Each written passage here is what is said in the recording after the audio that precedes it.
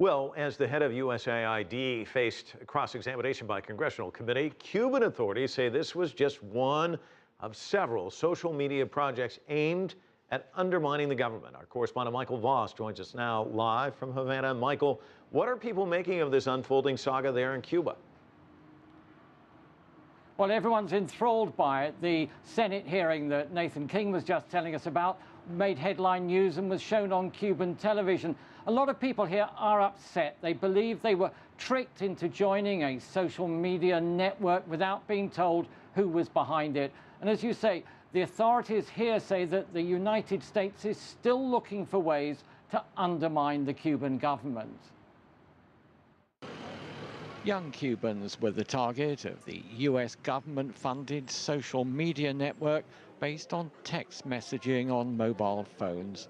It attracted 40,000 users who jumped at this free service, providing news and chat on subjects such as music, culture and sport. It wasn't a bad idea letting people communicate and chat. Only now we have discovered it was designed by the enemy, which I don't like. It's a violation of our privacy, and secondly, this was interference with messages that were counter-revolutionary. In fact, the project, called Zunzuneo, ran out of funds and closed down before it ever got around to sending political messages.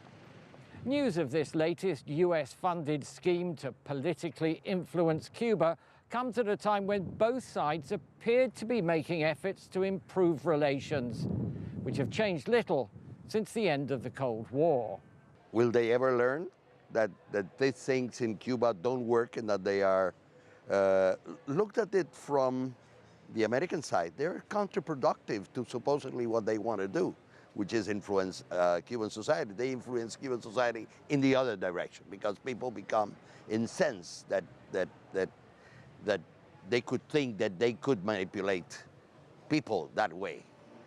The Cuban authorities claim that the United States is still using social media to try and subvert the government.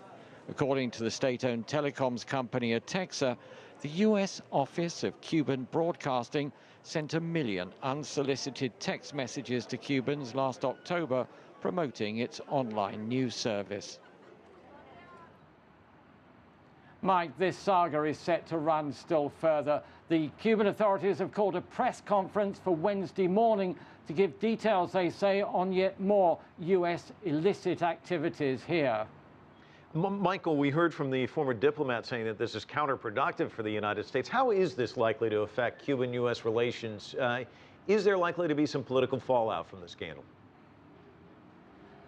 I think the really big political fallout came with the arrest of Alan Gross, and the Obama administration says there can be no major improvements as long as he's in jail. And of course, Alan Gross's lawyer in Washington on Tuesday said that it was, his quote, "It was shocking that USAID should have started this Zunzuneo program while he was in jail." But I think beyond that, both sides are trying to look for areas of common interest. There are talks going on things like migration, and I don't think that's going to be affected, at least for the moment, by this scandal.